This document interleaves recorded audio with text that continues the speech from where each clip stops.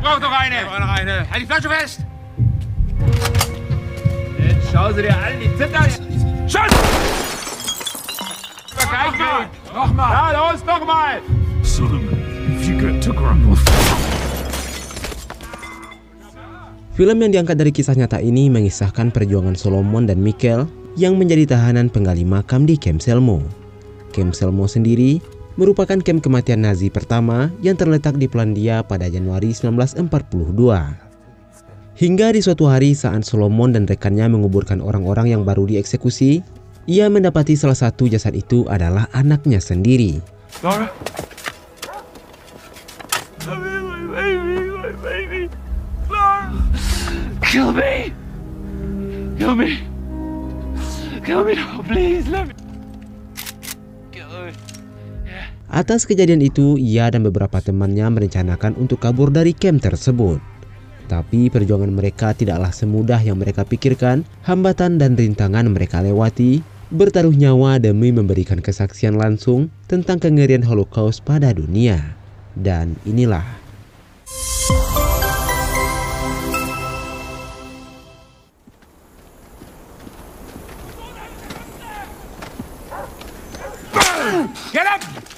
cerita. Dimulai pada September 1937 saat Nazi Jerman berhasil menginvasi Polandia dan mencaplok wilayah baratnya. Orang-orang Yahudi dipaksa masuk ke perkampungan khusus setelah tersebarnya rumor tentang deportasi massal di wilayah timur. Di bagian barat tersebut berdiri sebuah kamp pemusnahan bernama Selmo. Orang-orang Yahudi yang dianggap lemah segera dimusnahkan, sementara mereka yang masih memiliki tenaga dipaksa bekerja tanpa ampun sebagai penggali lubang pemusnahan komunitas Yahudi itu sendiri. Pada tanggal 19 Januari 1942 di Camp Selmo, tampak 3 pekerja paksa Yahudi yaitu Wolf, Goldman, dan Lenz.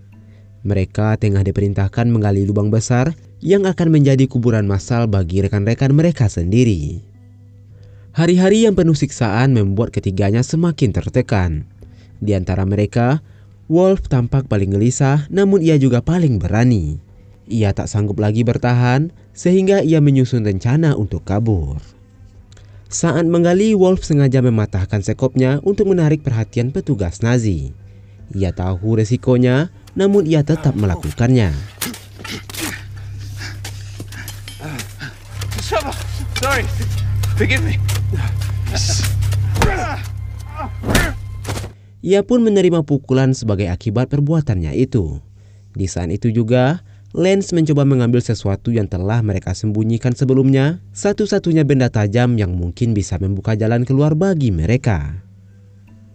Belum selesai menggali lubang, mereka tiba-tiba dihentikan.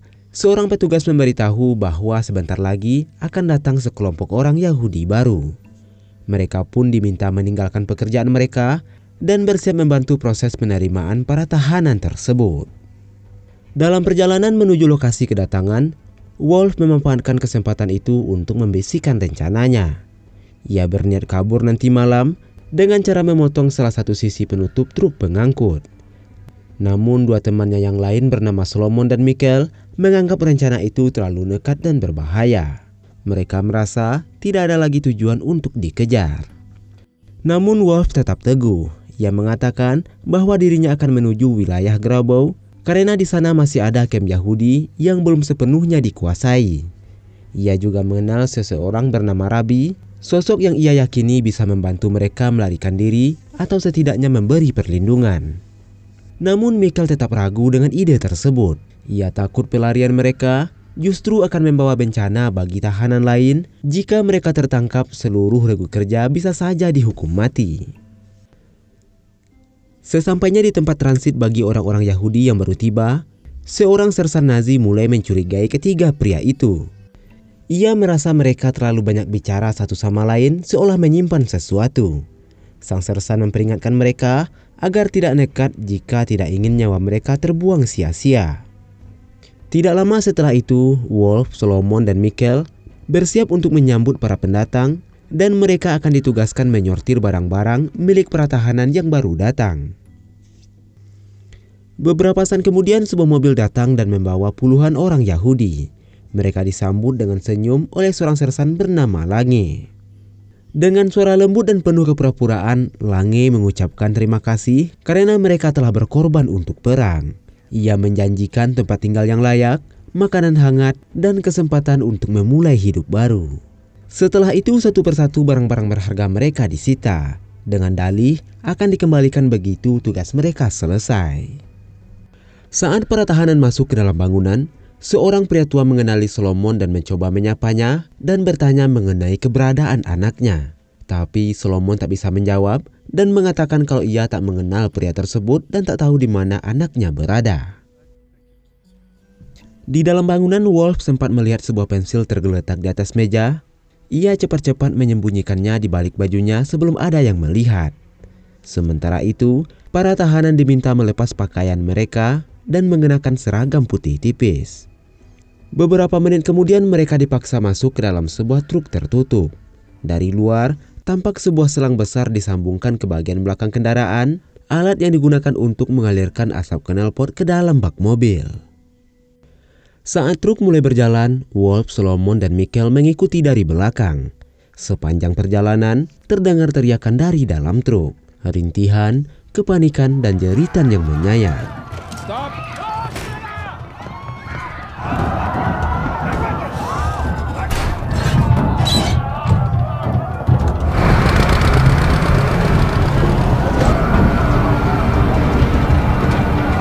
Para penumpang tidak tahu bahwa mereka sedang perlahan-lahan dibunuh oleh asap mobil yang memenuhi ruangan sempit itu. Di tengah perjalanan, truk itu sempat mogok dan berhenti. Melihat ada kesempatan, Wolf mencoba menyelipkan sebuah pisau kecil ke tangan Solomon. Namun Solomon yang dicekam ketakutan menolak dengan tegas dan tidak mau mengambil resiko. Setelah mesin diperbaiki, truk kembali berjalan hingga mencapai lokasi penguburan. Ketika pintu itu dibuka, seluruh isi truk sudah sunyi, semua penumpangnya telah tewas.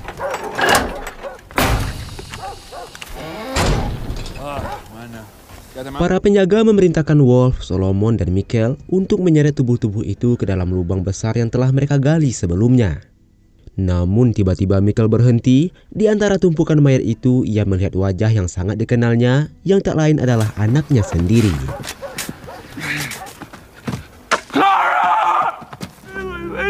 My baby! Clara! Kuta! Abba! Kill me! Please! You have to leave them. No! Leave them. No! Back to work! Setelah selesai menguburkan mayat-mayat tersebut, mereka berjalan kembali menuju markas Nazi. Dalam perjalanan, langkah mereka terhenti ketika seorang petugas Nazi berhasil menangkap seorang tahanan yang mencoba melarikan diri. Tanpa ampun, pria itu dieksekusi di tempat sebagai peringatan keras bagi siapapun yang berniat melakukan hal serupa. Bunga! Ya? Sesampainya di markas, mereka diberi satu potong roti kering dan semangkuk sup hambar. Makanan yang hanya diberikan sekali dalam 2 hari. Ini adalah cara kejam untuk mempertahankan hidup, sementara para penjaga Nazi menikmati makanan yang berkelebihan dengan apa yang mereka dapatkan. Saat menyantap makanan itu, Wolf kembali membuka pembicaraan soal rencana pelarian mereka yang akan dilakukan esok hari. Ia mengatakan bahwa mereka akan menyeberangi sungai menuju Grabau.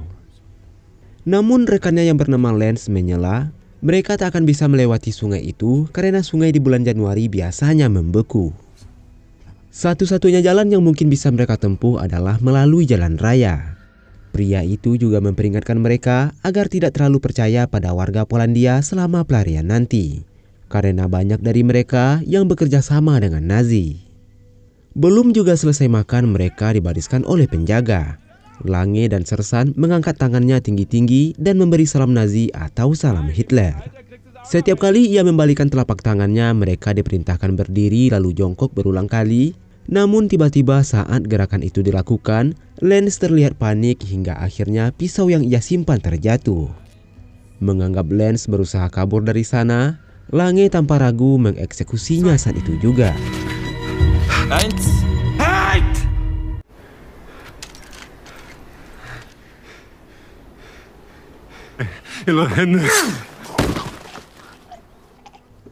Kekejamannya tak berhenti sampai di situ. Lange kemudian menyuruh semua tahanan merayakan kejadian tersebut. Ia memanggil seorang pemain biola dan seorang gadis penari. Sang pemain biola dipaksa memainkan musik, sementara si gadis menari dengan terpaksa bersama para tahanan. Dalam suasana mencekam itu, seorang jenderal Nazi mulai bermain-main dengan pistolnya, hingga tiba-tiba pelurunya menembus tubuh sang penari. Gadis malang itu pun mati sia-sia di tempat tersebut.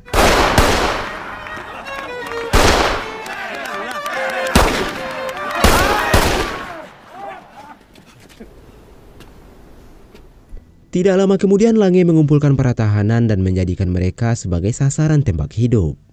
Setiap orang diminta memegang botol kaca di atas kepala sebagai target. Satu persatu mereka dipaksa berdiri dalam ketegangan.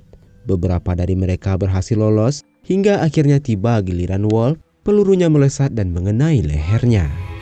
Schuss! Amen. Kita! Schuss!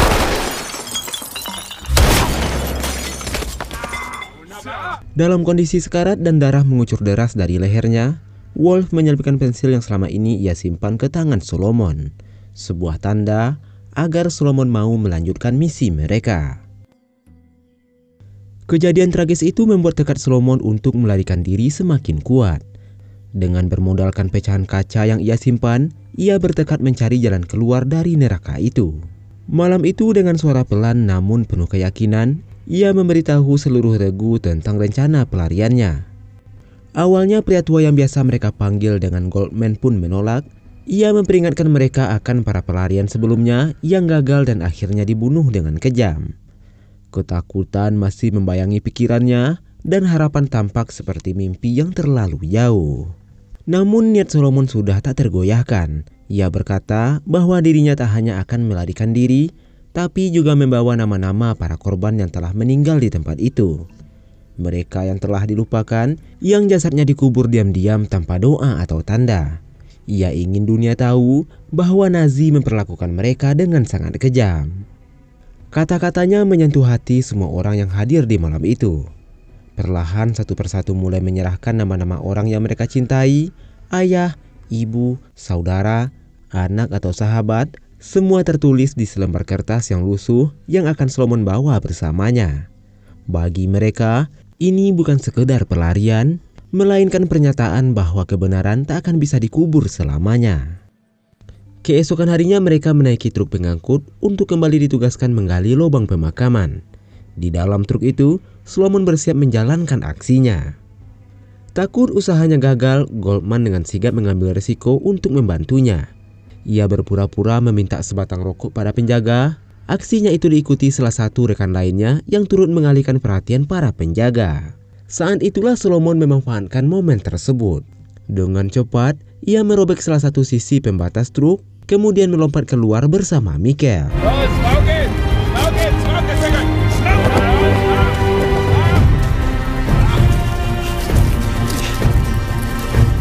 Stop the truck! Stop the truck!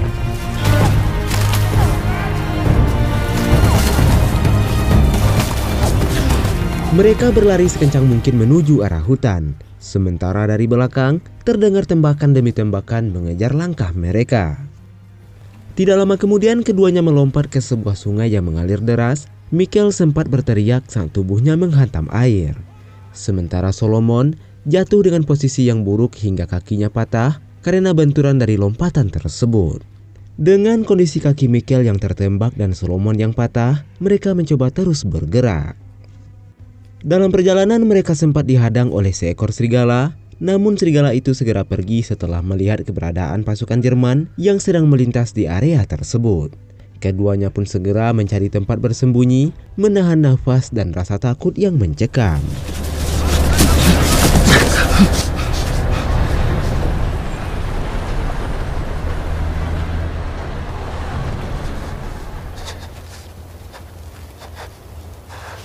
Setelah dirasa aman, mereka kembali melanjutkan perjalanan hingga akhirnya menemukan sebuah rumah terpencil. Mereka masuk secara diam-diam ke dalam kandang di belakang rumah itu untuk beristirahat sejenak. Ternyata rumah itu milik seorang sersan Nazi dan istrinya, yang saat itu sang sersan baru saja sampai di rumah mengendarai sepeda motornya. Sementara di dalam kandang, keduanya dikejutkan oleh istri sersan tersebut dan segera berlari.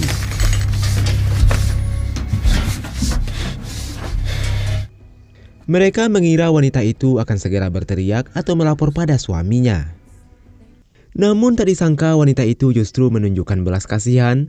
Ia tidak hanya merahasiakan keberadaan mereka, tapi juga membantu mereka untuk melarikan diri. Ia memberikan seragam milik mantan suaminya yang dulu bekerja di kereta api agar mereka bisa menyamar. Bahkan secara diam-diam ia juga menyerahkan sepeda motor sersan tersebut untuk mereka gunakan kabur sejauh mungkin dari tempat itu.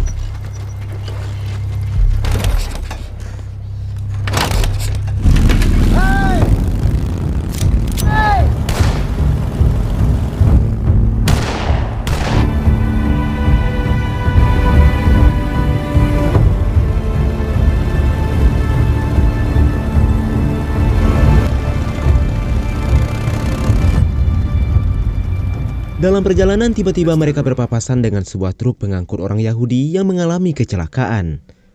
Beberapa tentara Nazi terlihat sibuk mengatur situasi dan seorang sersan yang bertugas di lokasi itu meminta bantuan mereka untuk mengevakuasi para korban.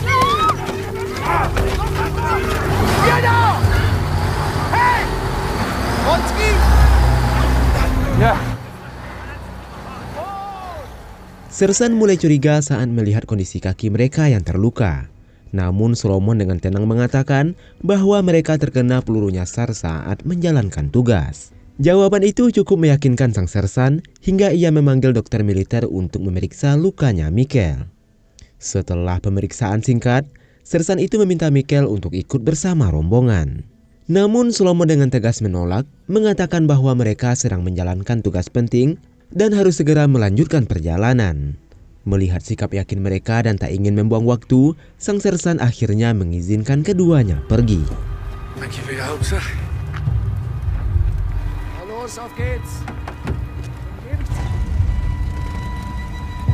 Dengan nafas tertahan dan jantung berdegup kencang, mereka meninggalkan tempat itu secepat mungkin, menyadari bahwa satu kesalahan kecil saja bisa mengakhiri segalanya. Setelah menempuh perjalanan panjang dan penuh resiko, akhirnya mereka sampai di Grabau, tempat yang sebelumnya disebutkan oleh Wolf sebagai tujuan pelarian, tempat di mana Rabbi Sulman berada. Meskipun Grabau juga berada di bawah kendali Nazi, perlakuan terhadap orang Yahudi di sana tidak sekejam seperti di Selmo. Belum ada pembantaian atau kamp pemusnahan, namun tetap saja suasana penuh ketegangan dan kecurigaan. Mereka menyelinap dan mengetuk sebuah rumah dan memohon bantuan pada seorang pria untuk dipertemukan dengan Rabbi Sulman. Pria itu terlihat sangat waspada, namun segera membawa mereka masuk sebelum diketahui oleh penjaga. Mengetahui mereka datang dari Selmo, ia sempat bertanya apakah mereka mengenal anaknya yang ditugaskan di sana.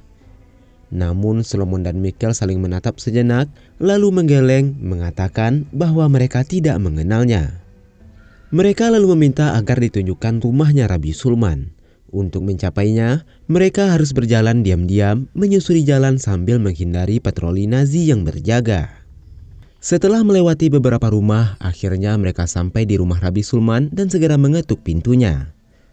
Rabbi yang membuka pintu tampak kaget, namun segera mempersilahkan mereka masuk. Ia menyadari dari wajah dan pakaian mereka bahwa keduanya datang dalam kondisi yang tidak biasa. Tanpa banyak bertanya, ia memberi mereka makanan hangat dan memanggil seorang dokter untuk merawat luka-luka mereka. Setelah kondisi mereka membaik, Solomon dan Michael pun menceritakan semuanya. Mereka mengaku berasal dari Selmo, tempat di mana Nazi Jerman membangun kamp kematian khusus untuk memusnahkan orang-orang Yahudi. Solomon menjelaskan bahwa ratusan bahkan ribuan orang Yahudi dibunuh dengan gas beracun di dalam truk tertutup, lalu dikubur massal di lubang yang mereka sendiri dipaksa untuk gali. Tujuan kedatangan mereka adalah satu, meminta Rabbi Sulman untuk menyebarkan kebenaran ini kepada dunia luar. Namun Rabbi Sulman tampak ragu, ia mengira ini hanyalah isu liar atau ketakutan berlebihan. Lagi pula, selama ia berada di kamp Grabau, tak ada satupun tentara Nazi yang berlaku kasar atau kejam. Ia tak ingin mengambil resiko besar yang bisa mengorbankan komunitas Yahudi di sana. Solomon yang frustasi dan emosi akhirnya mengeluarkan daftar nama-nama korban, orang-orang yang telah mereka kuburkan sendiri di Selmo. Ia menggenggam daftar itu dengan tangan gemetar yang membuat Rabbi Sulman terdiam lalu menunduk dalam-dalam. Matanya mulai berkaca-kaca menyadari kengerian yang sebenarnya sedang berlangsung di tempat lain. Ia tak menyangka bahwa apa yang selama ini dianggap aman bisa jadi hanya jeda sebelum giliran mereka tiba. Dengan suara penuh harap, Solomon memohon agar Rabbi membantu. Hanya Rabbilah yang memiliki koneksi, pengaruh, dan kemampuan untuk menyuarakan kejadian ini kepada dunia luar. Akhirnya hati Rabbi pun luluh. Ia meminta Solomon untuk menceritakan semuanya secara rinci. Dengan sebatang pensil tumpul yang masih dibawa Solomon dari Selmo, ia mencoba menuliskan kesaksian dengan tangan gemetar. Rabbi Sulman akhirnya mengambil alih dan meminta Solomon untuk menceritakannya secara lisan, dan ia akan menjadi penulis naskah itu. Sebuah kisah yang kelak akan menjadi saksi sejarah bagi dunia yang nyaris menutup mata. Setelah menceritakan segalanya, Rabbi Sulman berjanji akan membawa kisah tersebut pada komunitas Yahudi dan mereka akan membawanya ke London, di mana orang-orang tidak akan tinggal diam setelah mendengar kekejaman yang terjadi. Kesaksian Solomon menjadi saksi mata pertama mengenai pembantaian massal orang Yahudi oleh rezim Nazi. Melalui jaringan bawah tanah Yahudi, kesaksian itu berhasil diseludupkan ke London dan disiarkan oleh radio BBC pada 26 Juni 1942. Siaran tersebut menjadi laporan berita pertama tentang Holocaust. Setelah penggunaan pertama mobil gas di Selmo, Nazi dengan cepat beralih ke metode pembunuhan yang lebih sistematis melalui kamar gas di kem-kem pemusnahan seperti Treblinka dan Auschwitz. Tidak lama setelah kepergian Solomon dan Michael, sisa warga Yahudi di Grobow ikut diangkut ke Selmo. Rabbi Sulman dan seluruh komunitas yang ia lindungi akhirnya dibunuh dengan gas sesaat setelah tiba di sana. Sementara Solomon berhasil melarikan diri dari Grobow untuk mencari kerabat yang mungkin masih hidup. Namun ia tertangkap dan dikirim ke kem kematian Belzec, di mana ia dibunuh dengan gas pada April 1942. Sementara Michael berhasil selamat dari perang. Ia bersembunyi di sebuah peternakan di Polandia hingga perang berakhir lalu bermigrasi ke Israel. Di sana ia menikah kembali dan memiliki 2 orang anak. Lalu pada tahun 1962, Michael kembali berhadapan dengan para penjaga Selmo, bukan sebagai korban, tapi sebagai saksi kunci dalam pengadilan mereka di Jerman. Sayangnya kehadiran pengungsi Yahudi dan pembentukan negara Israel memicu konflik dengan penduduk Palestina, yang mengakibatkan pengungsian massal bagi warga Palestina. Bahkan serangan Israel itu masih berlangsung hingga saat ini.